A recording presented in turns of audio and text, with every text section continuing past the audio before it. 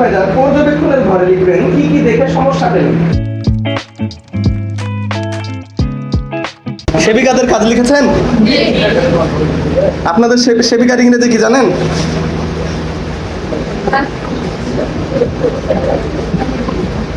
এটা না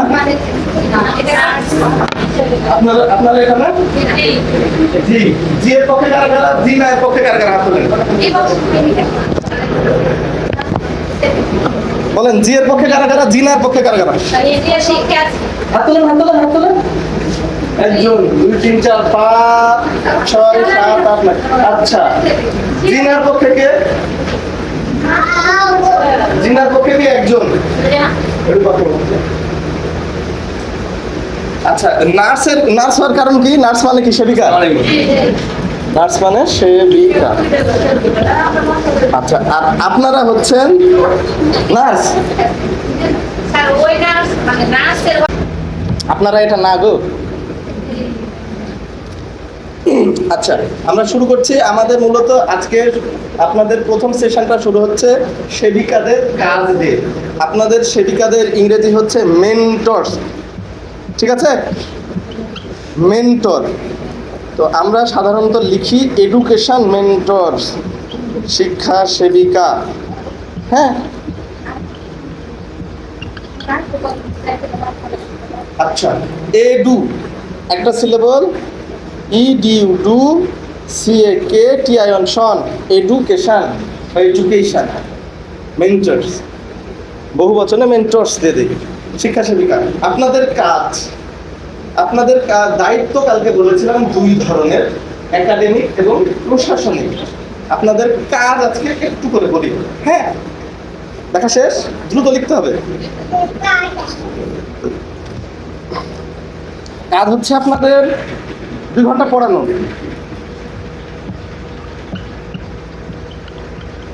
একটা কাজ হচ্ছে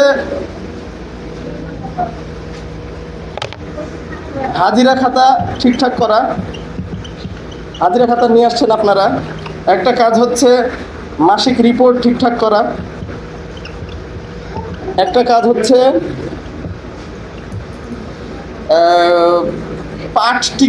পাঠ টিকা বা দৈনন্দিন পাঠদান অগ্রগতির প্রতিবেদন ঠিকঠাক করা। আর একটা কাজ হচ্ছে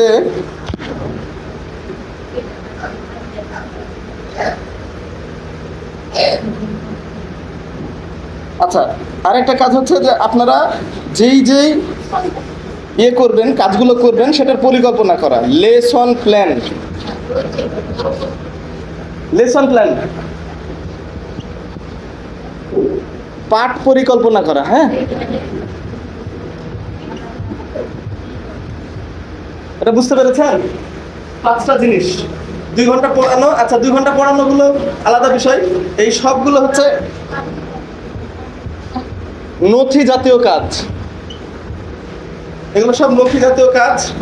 লেসন প্ল্যানটা নথি প্লাস হচ্ছে কিছুটা মানসিক পরিকল্পনা। হ্যাঁ লিখেছেন? কি বুঝতে পারছেন আমাকে বলেন। কোন লেখাটা বুঝতে পারছেন আমাকে?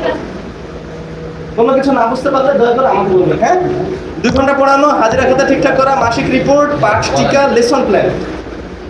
আচ্ছা আচ্ছা 2 ঘন্টা পড়ানো মানে এমন একটা সময় পড়াইতে হবে যে সময়টা থেকে শুরু করে আমার 2 ঘন্টা ঠিক হবে। এই 2 ঘন্টা পড়াইতে হলে আমার অবশ্যই শুরুর টাইমটা ঠিক রাখতে হবে এবং শেষের টাইমটা ঠিক রাখতে হবে। আমরা যেমন আজকে শুরু করতে একটু দেরি করে দিয়েছি। হ্যাঁ শুরুর টাইমটা যদি ঠিক না রাখেন শেষের টাইমটাও ঠিক হবে না, এবং শুরু আর শেষ যদি ঠিকভাবে না হয় শিক্ষার্থীদের কিন্তু মনোযোগ আপনি ঠিকভাবে ধরে রাখতে পারবেন না। আচ্ছা তাহলে আমাদের শুরু এবং শেষটা ঠিকভাবে করতে হবে। সুপারভাইজারের কাজ এখানে বেরিয়ে গেল একটা, উনি মাঝে মাঝে শুরুর সময় যাবে, উনি মাঝে মাঝে শেষের সময় যাবে। শুরুর সময় গিয়ে দেখবে ঠিক টাইমে শুরু হচ্ছে কিনা, শেষের সময় গিয়ে দেখবে ঠিকভাবে শেষ হচ্ছে কিনা। দ্বিতীয় পয়েন্ট হাজিরা খাতা নিয়ে আসছেন সবাই সামনে যান। আচ্ছা হাজিরা খাতা একটু দেখুন দেখি। এই যে হাজিরা খাতা, এই হাজিরা খাতা পূরণ করতে হবে তাই না? হাজিরা খাতার প্রথম কাজ উপরে নাম ধাম লেখা। এই জায়গায় এদিকে তাকান প্লিজ, খুব দ্রুত না গেলে আমি পারবো না, হ্যাঁ আপনাদেরকে মাঝে মাঝে নিয়ে এসে বলো। সিডি মার্কার দিয়ে লেখা, আপনাদের ব্রাঞ্চে সিডি মার্কার থাকে, সম্ভব হলে ওটা ব্যবহার করবেন বা নিজে কিনবেন, 20-25 টাকা দাম প্রতিদিনে লিখলে এখানে একটা উঠবে না। আচ্ছা, সিডি মার্কার দিয়ে নাম, কেন্দ্রের নাম, অঞ্চলের নাম, অঞ্চলের নামের জায়গায় বানানটা ভুল আছে। আপনার কি খেয়াল করেছেন এই জায়গায় একটা বানান ভুল আছে? কেউ করেননি? কি ভুল আছে এখানে দেখেন। আচ্ছা, বানান কি ভুল আছে? কি হবে? কি হবে এখানে? একটা বর্ণ নিয়েছি, বর্ণটার নাম কি? জেলার নাম। এইরকম ভুল হবে হবে। খাতা খোলার পরে এই পৃষ্ঠাতে আপনাদের কমিটির তালিকা থাকবে। কমিটি করেছেন কি কে? হাত তোলেন। একজন, দুইজন, তিনজন। আচ্ছা, আমার কমিটি কে কে করেছে? ঠিক আছে, হাত নামান। কাজ শেষ। দ্রুত রেসপন্স করবেন। আপনারা শিশু থেকে দ্বিতীয় শ্রেণীর বাচ্চা না, আপনারা কমপক্ষে এসএসসি পাস করেছেন, হ্যাঁ? আচ্ছা, শিশু থেকে দ্বিতীয় শ্রেণীর শিক্ষার্থীদেরকে পড়ানোর জন্য আমরা প্রত্যেকটা কেন্দ্র ভিত্তিক একটা করে কমিটি রাখি। কমিটিতে একটা সভাপতি থাকবে, 4 জন সদস্য থাকবে। কেউ কেউ একটা সভাপতি, একটা সেক্রেটারি রাখে। আমি সেক্রেটারি রাখার পক্ষে না, আমি বলেছি একটা সভাপতি হবে, 4টা সদস্য হবে, এবং প্রত্যেকের নাম এবং তাদের মোবাইল নম্বর এই জায়গায় লেখা থাকবে, প্লাস এই জায়গা থেকে আমার শিক্ষা সুপারভাইজার হুবহু লিখে নিয়ে ব্রাঞ্চে সংরক্ষণ করবেন। ঠিক আছে, গেল। এই জায়গায় শুরু এবং শেষের সময়টা লেখা থাকবে। হ্যাঁ স্যার, ছুটির সময় তো আমরা অন্য সময় পড়েছি, রোজার সময় বা সিয়ামের সময় আমরা অন্য সময় পড়েছি, হলো বিশেষ। শীতের সময় এক টাইম, গরমের সময় আরেক সময়, এইটা কোনো সমস্যা না, এটা চেঞ্জ করতে পারি। কিন্তু খুব বেশি চেঞ্জ করতে হলে কাকে জানাতে হবে? অবশ্যই। ঠিক আছে, কিন্তু আমাকে পড়াইতে হবে 2 ঘন্টা। এইগুলো লিখলাম প্রথম পৃষ্ঠায়। এরপর আমি হাজিরা খাতায় চলে যাই। হাজিরা খাতায় প্রত্যেক মাসের জন্য আমি এরকম 2টা পৃষ্ঠা পাচ্ছি, তাই কিনা? উপরের অংশ বুঝতে কারো অসুবিধা আছে? শিক্ষার্থীর নাম, কেন্দ্রের নাম, মাস, সাল, মাস অবলিক সাল, মাসের পরে একটা অবলিক চিহ্ন দিতে হবে। ঠিক আছে, তারপরে নরেন্দ্রপুর অঞ্চলের নাম, যেটা মহারাষ্ট্র চাঁপাইনবাবগঞ্জ। ঠিক আছে, তারপরে দেখেন আমি এই জায়গায় দেখতে পাচ্ছি শিক্ষার্থীর নাম। শিশু থেকে দ্বিতীয় শ্রেণীর খাতার ক্ষেত্রে আমাদের নির্দেশনা হলো প্রথমে দ্বিতীয় শ্রেণীর শিক্ষার্থীদের নাম বলতে হবে, তারপরে প্রথম, তারপরে শিশু। আর 3 থেকে 5 অর্থাৎ তৃতীয় থেকে পঞ্চমের ক্ষেত্রে আগে তৃতীয়, তারপরে চতুর্থ, তারপরে পঞ্চম। ঠিক আছে, তাহলে হ্যাঁ, আর আমরা করছি হচ্ছে দ্বিতীয় থেকে শিশু, কারণ শিশু শ্রেণীর শিক্ষার্থীরা হাজিরা রাখলে অনেক ক্ষেত্রে সাড়া দেয় না। এই জন্য আমরা দ্বিতীয় শ্রেণীর শিক্ষার্থীদেরকে আগে ডাকবো। উল্লেখ্য, দ্বিতীয় শ্রেণীর ছেলেদের নাম আগে লিখবো। দ্বিতীয় শ্রেণীর ছেলে, তারপর দ্বিতীয় শ্রেণীর মেয়ে, তারপর প্রথম শ্রেণীর ছেলে, তারপর প্রথম শ্রেণীর মেয়ে, তারপর শিশুর ছেলে, শিশুর মেয়ে। আমার ক্লাসে 3 শ্রেণীর শিক্ষার্থী থাকতে হবে। শুধু 1 শ্রেণীর শিক্ষার্থী দিয়ে কেন্দ্র চালানো যাবে না। বুঝতে পেরেছি? এই অংশটুকু ক্লিয়ার। পরের ঘর, আশার সদস্য সন্তান, সরি শ্রেণী তো ক্লিয়ার, একটা দিয়ে ডট ডট চিহ্ন, ওই চিহ্ন দিলেই হবে। তারপরে আশার সদস্য সন্তান, এই ঘরে দন্ত স লিখে রাখছেন আপা, যে আপা লিখেছেন এটা করবেন না, টিক চিহ্ন দিবেন। কি দিবেন? আচ্ছা, টিক চিহ্ন দেওয়ার পরে যে কয়টা টিক চিহ্ন হইলো মোটের ঘর, এই যে কালো, এই ঘরে ধরেন 10 জন হলে 10 জন, 11 জন হলে 11 জন। আশার সদস্য সন্তান বলতে যার বাবা মা কোনো না কোনো ভাবে আশা থেকে ঋণ গ্রহীতা অথবা কখনো ঋণ নিয়েছে। ঠিক আছে, বুঝতে পেরেছেন? দিয়ে দিবেন। আচ্ছা, তাহলে এখন যারা রানিং আছে শুধু তাই দিতে হবে। আচ্ছা, তাই দেন। আচ্ছা, ঠিক আছে। এরপরে হচ্ছে আপনার ঘর, যে ঘরটাতে উপরে তারিখ লেখা আছে, তারিখের নিচে একটা ঘর আছে, যে ঘরটাতে থাকা, এই ঘরটাতে কি লিখবেন? কোন দিন কোন বার, ছোট করে পাকা করে লিখে দিবেন। হাজিরার দিন পিটিপি লিখে দিলেন, প্রত্যেক দিনের হাজিরা ডাকার পরে এই জায়গায় মোট সংখ্যাটা বসিয়ে দিবেন। এরপরে দেখেন আদায়ের ঘর, উপরে আছে লেখা চলতি মাস। খেয়াল করেছেন কি? যাদের যাদের আছে একটু দেখেন না, প্লিজ চেক করেন। এই জায়গায় আছে কি চলতি মাস। হ্যাঁ, চলতি মাসের প্রথম ঘর আদায়, তারপরের ঘর বকেয়া। তার মানে জানুয়ারি মাসের, ধরেন এটা জানুয়ারি মাসের ঘর, জানুয়ারি মাসের বেতন, এই রিপোর্টটা দিবেন জানুয়ারি মাসের শেষ কর্মদিবসে অথবা তারপরের দিন। জানুয়ারি মাসের শেষ কর্মদিবসে অথবা তারপরের দিন। এবং আমরা এই রিপোর্টটা সুপারভাইজারদের কাছ থেকে 5 তারিখের মধ্যে সংগ্রহ করি। যেমন এপ্রিল মাসের রিপোর্ট 5ই মে এর মধ্যে ওদের দেওয়ার নিয়ম, এবং আমাদের দেওয়ার নিয়ম 7ই মে এর মধ্যে। আমরা 6 মেতে পাঠিয়ে দিয়েছি। তাহলে এটা ঘটনা হলো, আদায়ের তথ্য আপনার কাছে যেদিন সুপারভাইজার নিতে যাচ্ছে তার আগের দিন পর্যন্ত চলতি মাসের যারা বেতন দিয়েছে 30 টাকা অথবা 30 থেকে 50 টাকা আদায়ের ঘরে লিখে দিবেন। বিগত মাস, গত মাস মানে আগের মাস, জানুয়ারিতে দেওয়া লাগবে না, ফেব্রুয়ারিতে গিয়ে দেওয়া লাগবে। ফেব্রুয়ারি থেকে গত মাসের ঘরে অবশ্যই দেওয়া লাগবে। গত মাস বলতে কোন মাস? ফেব্রুয়ারির গত মাস, জানুয়ারি মাস। হ্যাঁ, ফেব্রুয়ারির গত মাস মানে জানুয়ারি মাস। এই দরজাটা লাগান, ছেলেটাকে আপনি একটু দেখেন মাসে মাসে অবস্থা। আচ্ছা, আমরা যেখানে ছিলাম, এই বাবু ফেব্রুয়ারির গত মাস মানে জানুয়ারি মাস। জানুয়ারি মাসের একটা ঘর হচ্ছে বকেয়া সহ মোট আদায় লেখা আছে। এটা এত বেশি বুঝতে না গিয়ে মনে করবেন গত মাসের আদায়, সোজা হিসাব গত মাসের আদায়, আর এটা হচ্ছে অনাদায়। ঠিক আছে, ধরেন জানুয়ারি মাসে এই ছেলে প্রথমে নাম আছে রহমতুল্লাহ। রহমতুল্লাহ যদি জানুয়ারি মাসের টাকা দিয়ে থাকে, জানুয়ারিতেই দিক অথবা ফেব্রুয়ারিতে এসেই দিক, তাহলে আমার এই ঘরে যে বকেয়া সহ মোট আদায়ের ঘরে ওর 30 টাকা বা 50 টাকা লেখা লাগবে। বুঝতে পেরেছেন? আবারও বলি, গত মাসের ঘরে একটা ঘর বকেয়া সহ মোট আদায় আর একটা ঘর অনাদায়। বুঝতে অসুবিধা হলে বকেয়া সহ মোট কথাটা কেটে দিবেন কলম দিয়ে, কোনো সমস্যা নাই। সোজা হিসাব গত মাসের আদায়, গত মাসের অনাদায়। গত মাসের টাকা যারা দিয়েছে, গত মাসেও দিয়েছে অথবা এই মাসের রিপোর্ট জমা দেওয়ার আগের দিন পর্যন্ত দিল, তার আদায়ের তথ্য লিখতে হবে। আর যে দেয়নি তার ঘরটা অনাদায়ের ঘরে দিয়ে দিতে হবে। মনে রাখবেন, এই জায়গায় লেখা আছে চলতি মাসে আদায় বকেয়া আর গত মাসে আদায় অনাদায়। ব্যাপারটা ভেবেছেন? চলতি মাসে লেখা আছে আদায় বকেয়া আর গত মাসে লেখা আছে আদায় অনাদায়। কারণ হচ্ছে আমাদের প্রত্যেক মাসের হাজিরা খাতায় 2 মাসের আদায়ের তথ্য থাকে। কয় মাসের? আচ্ছা, এই হাজিরা খাতায় এই পৃষ্ঠাতে ফেব্রুয়ারি মাস, যেহেতু আমি বলেছি ফেব্রুয়ারি আর গত মাসের ঘরে জানুয়ারির তথ্য আছে।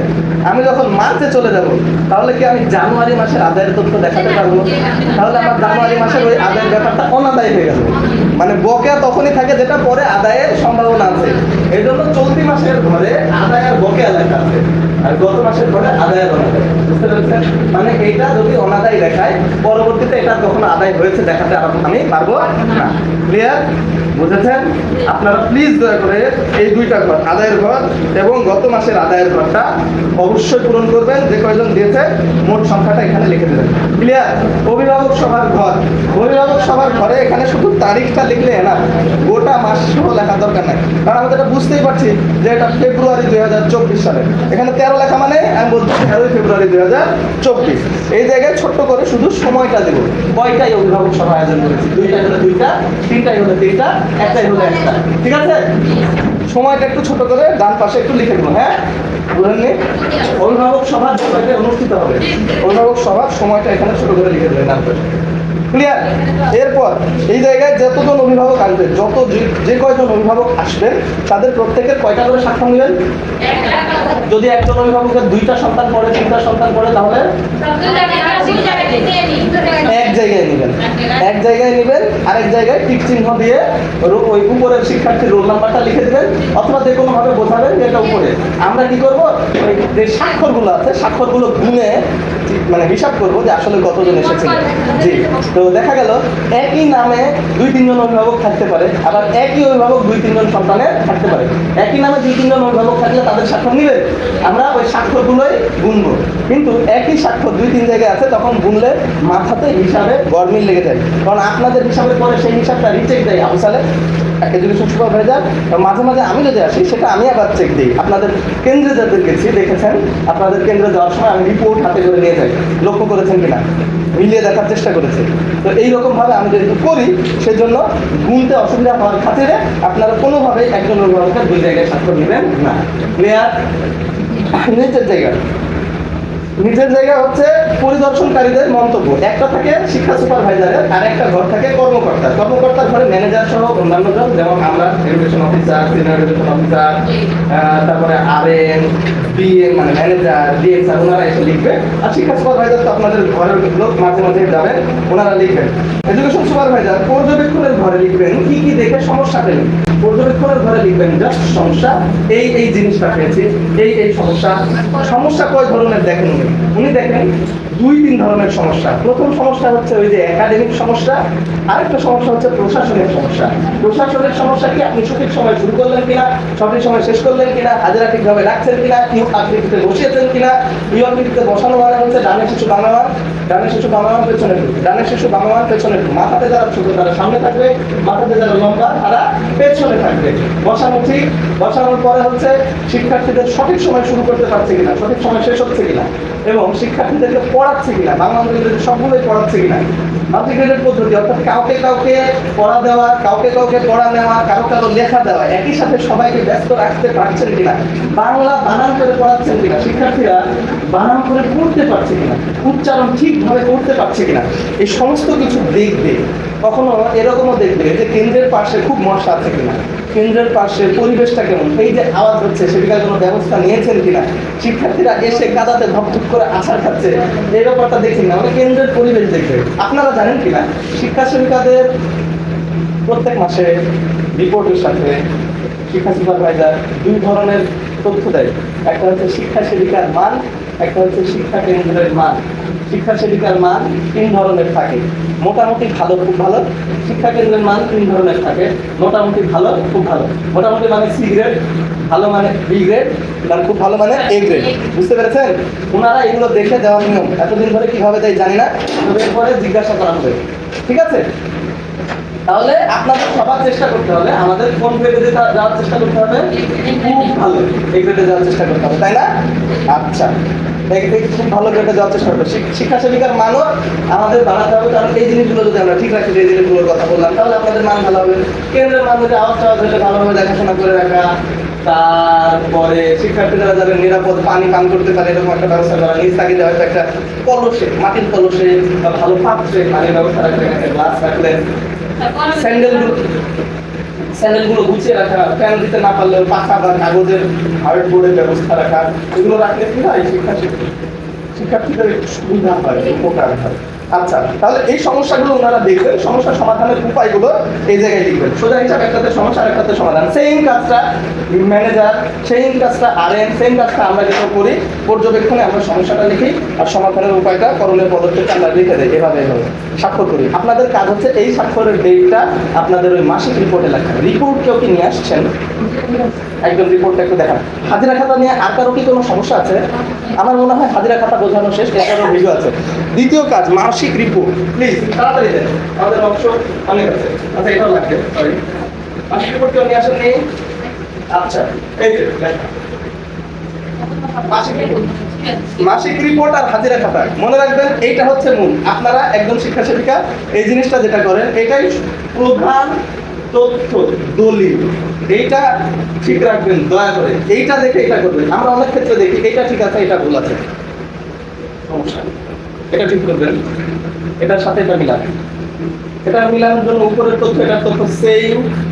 আচ্ছা, এখানে আছে কেন্দ্রে অধ্যয়নরত শিক্ষার্থী, এটা আসাম থেকে বের করবেন। আশার সদস্য সংখ্যা এখান থেকে বের করবেন। চলতি মাসে ঝরে পড়া, চলতি মাসে নতুন ভর্তি, এই জিনিসটা এখানে নাই, এখানে আছে। ঝরে পড়া বলতে আগের মাসে ছিল, এই মাসে নাই।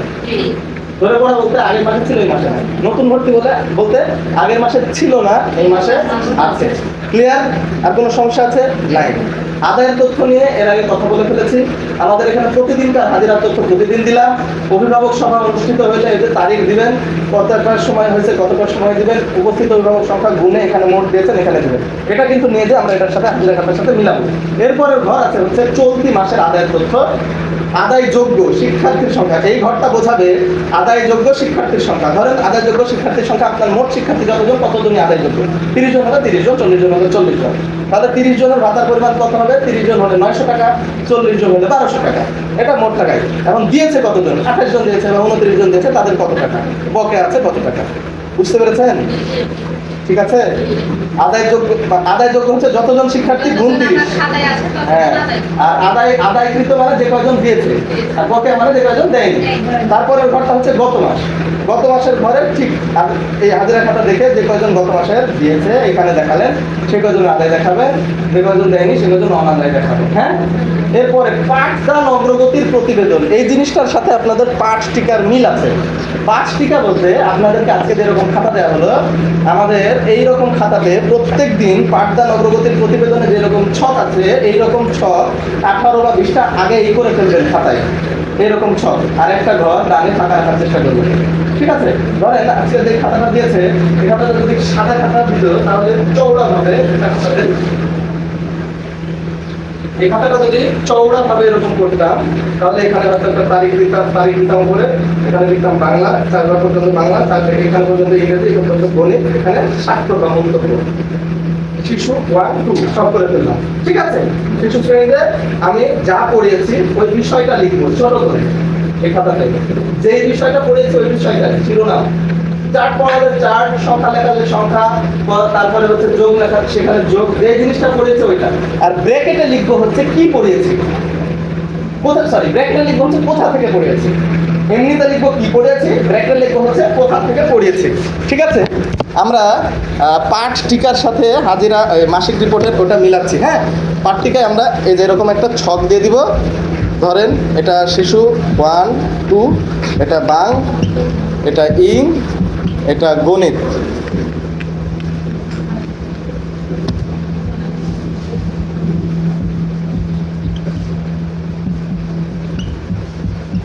শিশু শ্রেণীতে ধরেন কি পড়িয়েছেন, ব্র্যাকেটে লিখবেন কোথ থেকে পড়িয়েছেন।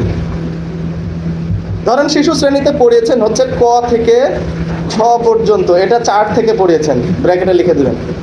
ইংরেজিতে পড়িয়েছেন এ থেকে সি পর্যন্ত, এ থেকে সি পর্যন্ত 4 থেকে পড়িয়েছেন।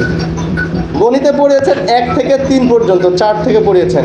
ধরেন প্রথম শ্রেণীতে বাংলায় পড়িয়েছেন পরিচয়, এটা পড়িয়েছেন নিজের থেকে, তাহলে এটা নিজ ব্র্যাকেটে লিখে দেবেন, মানে এটা কোথাও নাই, আপনি বানায় দিয়েছেন। ইংরেজিতে ধরেন পড়িয়েছেন 12 মাসের নাম, 12 মাসের নাম লিখে কোত্থেকে পড়িয়েছেন, চারটা ব্র্যাকেটে লিখে দেবেন। ধরেন গণিতে পড়িয়েছেন যোগ, শিশু শ্রেণীর যোগ বই থেকে পড়িয়েছেন, বই থেকে পড়াইলে খালি পৃষ্ঠা নাম্বারটা দিলেই হবে, 1 থেকে 1 পৃষ্ঠা পড়িয়েছেন, 1 পৃষ্ঠাতেই সব ছিল। পৃষ্ঠা নাম্বার দিয়ে ব্র্যাকেট দিয়ে দেওয়া মানে আমি বই থেকে পড়াচ্ছি। উল্লেখ্য একই বইয়ের শিক্ষার্থী হতে হবে, অর্থাৎ মাদ্রাসা হোক স্কুল হোক, শিক্ষার্থীরা যাতে একই বইয়ে পড়ে। আলিয়া মাদ্রাসা এবং স্কুলের শিক্ষার্থীরা আপনার এখানে পড়বে, বয় মাদ্রাসার শিক্ষার্থীরা পড়বে না, পড়লে আপনার বইয়ে যদি পড়তে চায় তাহলে পড়াবেন, কিন্তু ওদের বই আপনি পড়াতে পারবেন না। এমনিতে আপনার কাছে 3টা শ্রেণী, তার উপরে আবার আলাদা আলাদা বই কোনোভাবেই সম্ভব না, কোয়ালিটি মেনটেন করা যাবে না। এই জন্য আমরা দয়া করে লক্ষ্য রাখবেন আমাদের নীতিমালা অনুযায়ী সবাই যাতে একই বই পড়ে। এবং আলিয়া মাদ্রাসা স্কুলে করছে খালি ছবিটা আলাদা, একটা হিজাব পড়া দিয়েছে ছবিটা, এই তাছাড়া সবই পড়াচ্ছে। ক্লিয়ার? দ্বিতীয় শ্রেণীতে বাংলা আমি ধরেন দ্বিতীয় শ্রেণী প্লিজ শুনি, দ্বিতীয় শ্রেণীতে ধরেন পড়ালাম ছুটি কবিতা, ছুটি কবিতা আছে বইয়ে 2 পৃষ্ঠাতে। তারপরে ইংরেজিতে পড়ালাম ধরেন রেইনবো, একটা ছড়া বা একটা পড়া রেইনবো দিয়ে দিলাম, এটা আছে 3 পৃষ্ঠাতে, লিখে দিলাম ব্র্যাকেটে। গণিতে ধরেন পড়ালাম ভাগ, এটা আছে ধরেন 5 পৃষ্ঠাতে, জাস্ট লিখে দেবো। এটা প্রত্যেক দিন ডান পাশে একটা ঘর থাকবে, ডান পাশে একটা ঘর থাকবে, এটা ফাঁকা থাকবে, হ্যাঁ? এই জায়গায় মন্তব্য কোনো কিছু লেখা থাকলে লিখলেন, বা অন্যান্য বিষয় যেগুলো পড়ালেন সাধারণ জ্ঞানটা ওগুলো লিখলেন। শিক্ষা সুপারভাইজার আমার মাঝে মাঝে যাবে 3-4 দিন পরে, গিয়ে এগুলো চেক করবে যে এইটা হচ্ছে আপনার 18 তারিখ, 18/5/24, তাহলে 19/5/24-এ এই আলোকে পড়াইছে কিনা, মানে দেখবে ধারাবাহিকভাবে, দেখে উনি সিন করবে, টিক চিহ্ন দিয়ে সিন করবে, মানে স্বাক্ষর দিয়ে আসবে যে উনি দেখেছে। বুঝতে পেরেছেন? এই পাঠ টিকার আলোকে পাঠদান অগ্রগতির প্রতিবেদন করতে হবে। পাঠদান অগ্রগতির প্রতিবেদন তো পুরো মাস শেষে একবার লেখেন, তাই না? তো আমার পুরো মাস শেষে যে বিষয়টা পড়িয়েছি সেই বিষয়টা সংক্ষেপে এই জায়গায় লেখা সম্ভব হলে লিখবেন। ধরুন গোটা মাস ধরে যদি আপনি শিশু শ্রেণীকে যোগ শেখান, শিশু শ্রেণীকে ক থেকে অন্তস্থ জ পর্যন্ত শিখেছেন গোটা মাসে, তাহলে আপনি লিখতে পারেন ক থেকে অন্তস্থ জ ব্র্যাকেটে 4। কিন্তু দ্বিতীয় শ্রেণীকে আপনি যোগ বিয়োগ গুণ ভাগ শিখিয়েছেন, মানে 1 মাসে আপনি 3টা বিষয় শিখেছেন, যোগ আর বিয়োগ ধরেন শিখেছেন, 1 মাসে একাধিক বিষয় শিখেছেন, তাহলে তো এই জায়গায় লেখার জায়গা হবে না। যদি লেখার জায়গা না হয় ছোট করে শেষের বিষয়টা লিখবেন, ছোট করে। এবার আমি মাসিক রিপোর্টের পাঠদান অগ্রগতির প্রতিবেদনের জায়গায় চলে আসছি। ছোট করে শেষের দিন আপনি ধরেন লিখেছেন, শিখিয়েছেন হচ্ছে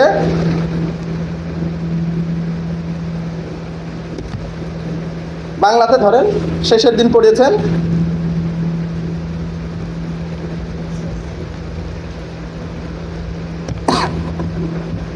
বাংলাতে শেষের দিন দ্বিতীয় শ্রেণীকে পড়েছেন, ধরেন আমাদের গ্রাম, ঠিক আছে, আমাদের গ্রামটাই লিখবেন, মানে শেষের দিকে যেটা পড়িয়েছেন পাঠদান অগ্রগতির প্রতিবেদন। সামনে 2-3টা ফোঁটা দিবেন, 3টা, এই ফোঁটা মানে সামনে আরো কিছু ছিল আমি লেখার জায়গায় পাইনি, তাই লিখুন। ক্লিয়ার? আচ্ছা, এবার ব্র্যাকেটে জাস্ট খালি প্রথম থেকে শেষ দিনের পৃষ্ঠা পর্যন্ত এটা লিখতে পারবেন। ধরেন 1 পৃষ্ঠা থেকে 14 পৃষ্ঠা গোটা মাস ধরে পড়িয়েছেন। এবার বুঝতে পেরেছেন? আবারও বলি, পাঠদান অগ্রগতির প্রতিবেদন যেটা মাসিক রিপোর্টে লিখবেন, সেইটাতে যদি গোটা মাসের বিষয়টা লেখার জায়গা না থাকে, দয়া করে শেষ দিকে বা শেষ দিনের বিষয়টা ছোট করে লিখে ব্র্যাকেটে গোটা মাসে যেই পৃষ্ঠা থেকে যেই পৃষ্ঠা পর্যন্ত পড়িয়েছেন সেটা লিখবেন। ক্লিয়ার হয়েছে? কারো কোনো প্রশ্ন আছে?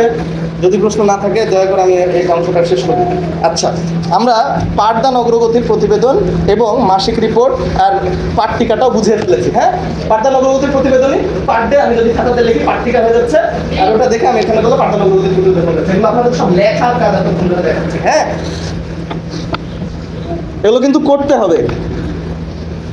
লেসন প্ল্যান এর বাংলা হচ্ছে পাঠ পরিকল্পনা। এটা লিখেছেন তো না? আমরা সংক্ষেপে লিখি হচ্ছে এলপি। এলপি মানে লেসন প্ল্যান। হ্যাঁ, লেসন প্ল্যানের অনেকগুলো ধাপ আছে। আমরা সাধারণত হারবার্ট স্পেন্সারের পঞ্চসোপান পদ্ধতি বেশি ফলো করা হয়। আমরা একটা ক্লাসে যাওয়ার আগে, যেমন আজকে আমি আপনাদের প্রশিক্ষণের আগে একটু মানসিকভাবে পরিকল্পনা করেছি, কি কি পড়াবো, কিভাবে পড়াবো। একজন সেবিকা, একজন টিচার, আপনারা অবশ্যই ক্লাসে যাওয়ার আগে একটু পরিকল্পনা করবেন। পরিকল্পনা করলে আমি ক্লাসটাকে কিভাবে সাজাবো, আজকের শ্রেণীটাকে কিভাবে সাজাবো, আজকে আমি পড়ানোর ক্ষেত্রে কি কি কৌশল অবলম্বন করবো। প্রথম কয়েকদিন যদি করেন, দেখবেন অটোমেটিক্যালি পরের দিক থেকে মানসিকভাবে চলে আসছে। বিদ্যালয়ে প্রাথমিক বা উচ্চ মাধ্যমিক বিদ্যালয়, মাধ্যমিক বিদ্যালয়গুলোতে এখন রেজিস্টার দিয়ে দেয় সরকার থেকে একটা খাতা, ডায়েরির মতো। হ্যাঁ, ওখানে পার ডে শিক্ষকরা লেখে লেসন প্ল্যান। আর আমরা এখনো লিখছি না, তার মানে এই না আপনারা লিখবেন না। আপনারা নিজেদের উৎকর্ষতার খাতিরে 2-4 দিন লেখেন, তারপরে দেখেন অভ্যাস হয়ে যাবে। আপনাদের গুরুত্বপূর্ণ বিষয় হচ্ছে পাঠ্যিকা করার সময়, লেসন প্ল্যান করার সময় যে বিষয়টা লক্ষ্য রাখতে হয় সেটা হচ্ছে প্রথমে হচ্ছে উপস্থাপনা। মানে আমি শুরুতে এসে উপস্থাপনা করতে হবে আমাকে। এটা হচ্ছে প্রথম অংশ। সবাই কেমন আছে, ঠিকঠাক আসছে কিনা, হাজিরা রাখা টাকা, স্বাস্থ্যগত অবস্থা, স্বাস্থ্যগত ব্যাপারে খোঁজ খবর নেওয়া, ঠিক আছে, যে আসলে না, কেন আসলে না, একটু খোঁজ খবর না, এগুলো উপস্থাপনা। এরপরে একটা অংশ হচ্ছে পূর্ব জ্ঞান যাচাই। কি বলে? পূর্ব জ্ঞান যাচাই। অর্থাৎ আমি আজকে এসে আপনাদের যেমন জিজ্ঞেস করলাম গতকালকে কি কি পড়েছিলাম বা লিখে দিয়েছিলাম, লেখেন না, খাতা নিয়ে রাখছি,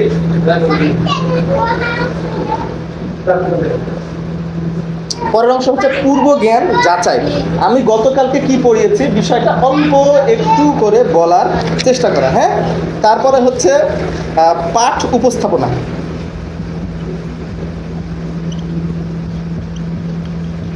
মানে আমি যেই বিষয়গুলো পাঠ উপস্থাপনা আপনারা যখন লিখবেন মুখে বলবেন এবং লিখবেন, বাচ্চারা তাতে আপনার কথার সাথে লেখাটা কানেক্ট করতে পারে, সম্পর্কিত করতে পারে। হ্যাঁ, যেমন এই যে দন্ত সয় থ, এটা বুঝতে পারবে না, দন্ত স হ লিখছে কিন্তু উপস্থাপ হচ্ছে, কিন্তু এটা মূলত দন্ত স থ।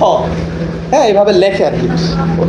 হ্যাঁ, এটা শিক্ষার্থীদেরকে বোঝায় দেয়। পাঠ উপস্থাপনা মানে আমি যেটা পড়াবো মনে করেছি সেই জিনিসটা পড়াবো, যে জিনিসটা উপস্থাপন করবো সেই জিনিসটা উপস্থাপন করবো এই অংশ এসে। তার মানে প্রথম দিকে আমার উপস্থাপনা, পূর্বজ্ঞান যাচাই, এরপর আমার পাঠ উপস্থাপনা। এটা একটু সময় নেব। পাঠ উপস্থাপনা কিভাবে করব, শুরুতে কি বলবো, তারপরে কি বলবো, সাজায় ফেলবো। হ্যাঁ, পাঠ উপস্থাপনা করার পরে আমি করব হচ্ছে পাঠ মূল্যায়ন। পাঠ মূল্যায়ন। হ্যাঁ, মূল্যায়ন মানে হচ্ছে আমি যে পড়ালাম, আজকে পড়ালাম যতটুকু বা আগে যতটুকু পড়িয়েছি একটু যাচাই করা। মৌখিকভাবে হতে পারে, লিখিতভাবে হতে পারে, প্রত্যেকদিন তো লেখা নেওয়া সম্ভব না। আমি ইনস্ট্যান্ট জিজ্ঞেস করতে পারি, আমি এখানে কি লিখলাম, এতক্ষণ ধরে আপা একটু বলেন তো এখানে কি লিখলাম। এই যে যেগুলো লিখছে এটা কি বিষয় লিখছে, কি বোঝাচ্ছে এটা মূলত আপনাদের বলেন? লেসন প্ল্যান, পাঠ পরিকল্পনা কিভাবে করতে হয়। ঠিক আছে, বুঝতে পেরেছেন? বসার জন্য এই যে একটু যাচাই করা, মানে বুঝতে পেরেছে কিনা। হ্যাঁ, পাঠ মূল্যায়নের বা যাচাই করার বিভিন্ন ধরনের পদ্ধতি আছে। শুরুতেই বলা, মানে যে কোনো সময় জিজ্ঞেস করা বা শেষে জিজ্ঞেস করা, এইভাবে আমরা পাঠটা মূল্যায়ন করতে পারি। সব শেষে, ক্লাসের শেষে আমরা পুনরাবৃত্তি করব। কি করব? পুনরাবৃত্তি। আমি আজকে এতক্ষণ পর্যন্ত পড়ালাম বা আপনাদের সামনে বললাম যে আপনাদের কাজ কি। আপনাদের কাজ বলতে গিয়ে প্রথমত শিক্ষা সেবিকাদের 2 ঘন্টা পড়ানো, শিক্ষার্থীদেরকে উপস্থিত রাখা, একাডেমিক কাজ, প্রশাসনিক কাজ, এগুলো বারবার বোঝানোর চেষ্টা করেছি। নিয়োগের সময়টা 1 বছর হয়ে গেলে তার আগে একটা আবেদনপত্র দিয়ে নিয়োগ নবায়ন করা, এগুলো করার ব্যাপারে সতর্ক থাকতে হবে। শিক্ষা সুপারভাইজারকে জানাতে হবে, আবার নিয়োগ নবায়নে আগ্রহী হলে বলতে হবে, করতে হবে। যদি আমি কোনো কারণবশত ছুটিতে যেতে চাই জানাতে হবে, ছেড়ে দিতে চাইলে জানাতে হবে, অবরোধপত্র আছে, ছুটির জন্য আবেদনপত্র আছে, এগুলো জানাতে হবে, প্রশাসনিক কাজ। তারপরে আমি এরপরে আলোচনা করলাম যে আপনারা কিভাবে হাজিরা খাতা পূরণ করবেন, কিভাবে হচ্ছে মাসিক রিপোর্ট পূরণ করবেন, পাঠ টিকা পূরণ করবেন, পাঠদান অগ্রগতির প্রতিবেদন পূরণ করবেন। মাসিক রিপোর্টের নিচের অংশে একটা অংশ বলতে ভুলে গেছি, যেই দিন শিক্ষা সুপারভাইজার আসে প্রত্যেকটা ঘরে তারিখ লিখবেন, শুধু তারিখ। হ্যাঁ, অনেকে লেখে 06, আরেক ঘরে লেখে 04, আরেক ঘরে লেখে 2024, এইরকম ভুলেও করা যাবে না। শুধু তারিখটা লিখবেন এক ঘরের জন্য। হ্যাঁ, বুঝেছেন? এক ঘরে তারিখ লেখা মানে ওইটা ওই মাসের ওই সালের তারিখ আমরা বুঝে দেবো। এক ঘরে তারিখ, ডান পাশের দিকে কতজন উপস্থিত ছিল। ঠিক আছে? আচ্ছা, এগুলো বললাম। বলার পরে আমি পাঠ পরিকল্পনা করার জন্য বলছি। এটা আপনারা মনে মনে করতে পারেন, আবার নিজেরাও একটু লিখে লিখে কয়েকদিন প্র্যাকটিস করবেন, তাহলে আপনাদের পড়ানোর গুণগত মান ভালো হবে, আপনাদের নিজেদের ভেতরে আত্মতৃপ্তি আসবে। ঠিক আছে? আত্মতৃপ্তি আসবে। লেসন প্ল্যান বা পাঠ পরিকল্পনা করতে গেলে আমাদের কি করতে হবে? প্রথমে আমাদের ক্লাসটাকে কিভাবে শুরু করবো এই ব্যাপারে চিন্তা ভাবনা করবো। পূর্ব জ্ঞান যাচাই, মানে আমি ক্লাসে আগের দিন কি পড়িয়েছি সেটা আমি যাচাই করার চেষ্টা করবো, 2-1 মিনিটে, 2-1টা প্রশ্নে, 2-1টা কথায়। এরপরে আমি আমার পাঠটা উপস্থাপন করবো, আমি কিভাবে পড়াবো, তাদেরকে দিয়ে পড়াই নিব, বা যেই স্টাইলে করি এই অংশটাকে বেশি সময় দিতে হবে, মানে এটাই মূল আজকে পড়ানো। তারপরে পাঠ মূল্যায়ন, আমি যে পড়ালাম আসলে কতটুকু বুঝাতে পেরেছি, কতটুকু ধরতে পেরেছে, এটা একটু যাচাই করা। সবশেষে আমি আবার রিপিট করলাম, এই এখন যে কথাটা বলছি এতক্ষণ এটাকে বলে রিপিট করা। বুঝতে পেরেছেন? পুনরাবৃত্তি। এরপরে আপনি সমাপন, মানে সুন্দর করে বিদায়। সমাপনটাও গুরুত্বপূর্ণ, শেষ করাটাও গুরুত্বপূর্ণ। কথা আছে, শেষ ভালো যার সব ভালো তার। আপনি যদি সুন্দর করে শেষ না করতে পারেন, দেখা গেল পড়াইলেন, মারামারি করে একজনের হাত কেটে গেল, তাহলে কিন্তু দুর্নাম আপনার হবে। খুব ভালো পড়িয়েছেন, এই জন্য সুন্দরভাবে যাতে তারা বিদায় নিয়ে যায়, সবাইকে সুন্দরভাবে বিদায় নেয়, এটা একটা দেখার বিষয়। আপনারা সবাই ছুটি দেন কিভাবে? হুট করে নাম ডেকে যে যে ধরো কারো ব্যাগ নিয়ে দৌড় মারে, তাই না? তাহলে কিভাবে করে? সুন্দর বুদ্ধি। আমি একদিন একটা মসজিদে ছিলাম, ওখানে মাদ্রাসার শিক্ষার্থীরা থাকে। সালাত পড়ার পরে দেখলাম যে সবার প্রথমের কাতারে সবাই বসে থাকলো, সুন্নাত পড়ে বসে থাকবে। এরপরে নিয়ম হচ্ছে সবার সালাত শেষ, সামনের কাতারের শিক্ষার্থী যারা তারা আগে সিরিয়ালে। মসজিদে তো কাতারে ভাবে।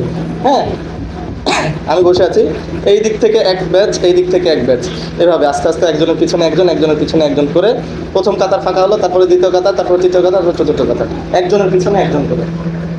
কখনো একজনের পিছনে 2 জন না, সাইড দিয়ে গেল। ঠিক আছে? এই শিক্ষার্থীরা এই কাতারের মাঝ দিয়েও যায়নি, এইভাবে এসে সব কাতারের পেছন দিয়ে তারপরে এদের কাছে ভিড়ে গেছে, একজনের পিছনে আরেকজন। ঠিক আছে? গেট পর্যন্ত 2 কাতার হয়েছে, গেটে যে আবার এক কাতার দিয়ে করিডোর দিয়ে, করিডোর বলতে বারান্দা, করিডোর বলে থাকে, করিডোর দিয়ে রুম পর্যন্ত সবাই একজনের পিছনে একজন। আপনারা যদি এরকম করেন, প্রথম শিক্ষার্থীরা মানবে না, দৌড় মারবে, শিশুরা দৌড় মারবে, শিশুদেরকে শেখাইতে পারবে না। 1-2 শেখা, 2-1 দিন শেখানোর পরে ট্রেনের মতো করে যায়। 2-1 দিন পরে দেখুন শিশু শ্রেণীর শিক্ষার্থীরা হয়, তুই আগে যাচ্ছিস কেন, আমার পরে যা, এভাবে যা, সিরিয়ালে যা। হ্যাঁ, ওটাই বলবেন। অভ্যাস আপনি করানোর চেষ্টা করেন। স্যান্ডেলগুলো সুন্দর করে গুছিয়ে রাখেন। আপনারা সেবিকারা ধরেন স্যান্ডেলগুলো একভাবে এভাবে জোড়ায় জোড়ায় জোড়ায় জোড়ায় সোজাভাবে রাখতে পারেন। আবার এক জায়গায় গেছিলাম, এভাবে জোড়া জোড়া করে রাখছে স্যান্ডেল, আমি গিয়ে দেখতে এত সুন্দর লাগছে। স্যান্ডেলও সুন্দর করে রাখা যায়। তাহলে সব কিছুই যদি সুন্দর করে রাখতে পারি, আমার গুছানোটা সুন্দর হবে। তাহলে এতক্ষণ পর্যন্ত আমি সেবিকাদের কাজের কথা বললাম। সেবিকারা 1 মাসে কয়দিন কাজ মানে আমাদের এখানে পড়াই বলেন? সাধারণত 20 দিন, এর বেশি হয় না। কারণ আপনাদের সেবিকা সবার জন্য 1 দিন বাদ, এই মাসে তো 3 দিন বাদ হয়ে যাবে। সেবিকা সভা 3 মাসে খুশি, কালকে তো পড়ানো। আচ্ছা, তাহলে প্রত্যেক দিন 2টা ঘন্টা এভাবে একটু কাজ করতে হবে। দয়া করে এই কাজের ফাঁকে ছেলে সন্তান বা যারা আছে তাদেরকে একটু দেখভাল করতে পারেন, তাই বলে এই কাজগুলো একদম গুরুত্বহীন মনে করে দেখবেন না। হ্যাঁ, আপনাদের কাজের ব্যাপারে আমি এতক্ষণ পর্যন্ত যা যা বললাম সেই বিষয়ে কারো কোনো প্রশ্ন আছে কি? না স্যার, মানে বলছি স্যার আমাদের কাজটা এখন দিন দিন বাড়ছে কিন্তু আমাদের বেতনটাই কমেই আছে। আচ্ছা, এই বিষয়টা নিয়ে আমি পরে কথা বলছি। আমি যে কথাটা বললাম, মানে যতগুলো বললাম, এই বিষয়গুলো নিয়ে কারো কি কোনো প্রশ্ন আছে? আচ্ছা, আমি এই বিষয়গুলো বললাম, এই বিষয়গুলো কিন্তু খুব ভালো বিষয়। মানে আপনি যদি আশা শিক্ষা কেন্দ্র না, আপনারা যদি প্রাইমারি স্কুলেও যান, কোনো মাদ্রাসাতেও পড়ান, আমি কিন্তু সব ধরনের অভিজ্ঞতা আছে। হ্যাঁ, আমি একজন হাই স্কুলের শিক্ষকতা করেছি আমাদের ইন্টারভিউর জন্য, অনেকগুলো এনজিওতে কাজ করেছি এবং মাদ্রাসাতেও দায়িত্ব ছিলাম বিভিন্ন ক্ষেত্রে। যার কারণ বশত হচ্ছে যে কথাগুলো বললাম, এটা কিন্তু সবসময় কাজে দিবে। কিছু কিছু বিষয় যেটা হচ্ছে শুধুমাত্র আপনি এখানে দলে দেখতে লাগে, সব সময় কাজে দেবে। হ্যাঁ, তার মানে আমার এটা শেখার মন মানসিকতা থাকতে হবে। আমি এটা শিখে সবসময় আমি আশাতে আপনাকে থাকতে বলছি না, আপনি অন্য জায়গায় যেতে পারেন। সবথেকে ভালো সুবিধাটা আপনি অ্যাভেল করেন, অর্জন করেন, এটা আমিও চাই। আমি সবথেকে ভালো কিছু করতে, আমার শিক্ষার্থীরা হয়তো ভালো জায়গায় যান, আপনারা ভালো জায়গায় যান, এটা আমিও চাই। আশা যদি আরো ভালো কিছু দেয়, সেজন্য আমি অবশ্যই চেষ্টা করবো, আপনারাও করতে থাকেন। যদি না দেয়, আপনারা আপনাদের জায়গা থেকে ভালো কিছু জায়গায় চেষ্টা করেন, বিশ্বাস করেন, আপনারা যদি প্রাথমিকের শিক্ষক হন, আপনারা একজন প্রাথমিক শিক্ষকের চাইতে ভালো করবেন এবং সেই বিশ্বাসটা আমার অর্জন হবে যদি আপনারা এরকমভাবে কাজ করতে পারেন। আমি গিয়ে ভালো বাস্তবে দেখি অভ্যস্ত হয়ে যাবে, আপনারা তো এমনি এগুলো পাবেন। আপনাদেরকে ট্রেনিং দেয় তারা, যারা যারা প্রাথমিক বিদ্যালয়ের শিক্ষকদেরকে ট্রেনিং দেয়, এরকম ট্রেনারের সাথে আপনাদেরকে ট্রেনিং। তাহলে আপনারা কিন্তু এই লেভেল থেকে ভালো সুযোগ সুবিধা পাচ্ছেন। সবকিছু নথি কাগজপত্র ক্লিয়ার, সবকিছু ভালোভাবে কাগজ মেনটেন করতে পারছেন। তার মানে কাগজের ভুল আপনাদেরকে দিয়ে পরবর্তীতে হবে না, সহজে কেউ ফাঁকি দিতে পারবে না। শেখার মন মানসিকতা যদি রাখেন তাহলে ভালো। এই আর কি আমার তরফ থেকে। আর আপনাদের কিছু অভাববোধ বা দুঃখবোধ আছে, এই বিষয় নিয়ে আমরা পরে কথা বলবো। তাহলে আমরা আপাতত এই চ্যাপ্টারটা শেষ করছি, সেবিকাদের কাজ।